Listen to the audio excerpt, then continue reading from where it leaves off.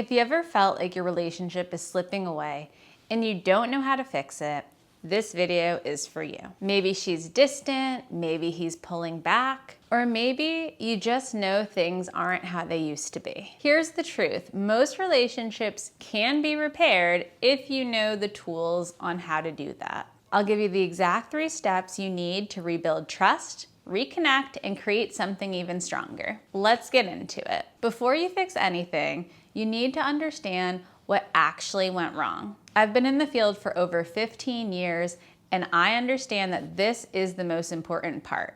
And no, it's usually not just one big event. Most relationships break down over time due to unmet needs, miscommunication, or emotional disconnection. Ask yourself, is this about trust, feeling unappreciated, communication? If you're not sure, here's an exercise for you. Write down the last 3 to 5 fights you've had. What do they have in common? You'll start to see patterns, and that's the key to knowing where to begin. Comment below if you've noticed a pattern in your own relationships. Once you know what's wrong, it's time to rebuild. And the foundation of any strong relationship, trust. Listen, trust isn't just about being faithful, although that's part of it. It's about showing up consistently, emotionally, and through actions. Here's what works. First, small daily gestures. A text that says, "I appreciate you." A moment of eye contact instead of looking at your phone. These things seem small, but they build safety. Next, communication that doesn't sound like an attack.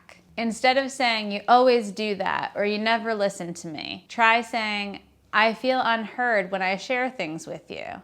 Can we find a way to work on that together?" This shifts the dynamic from blame to teamwork. Then, reintroduce positive experiences. If everything's been negative lately, do something fun together. Go to a comedy show, take a spontaneous day trip, create new memories that don't revolve around tension. Now that you've identified the problems and started repairing trust, it's time to create a new relationship. This new relationship blueprint is needed because if you go back to old habits, you'll end up in the same old relationship cycle. Key tip: establish relationship agreements, not assumptions. Sit down and talk about what you both need moving forward. Not just, "I want more respect," but "I feel respected when you do this chore for me." The clearer you are, the better your relationship becomes. Most people don't realize that strong relationships aren't just about fixing the past. They're about building a future with intention. If this video helped you, make sure to hit that subscribe button.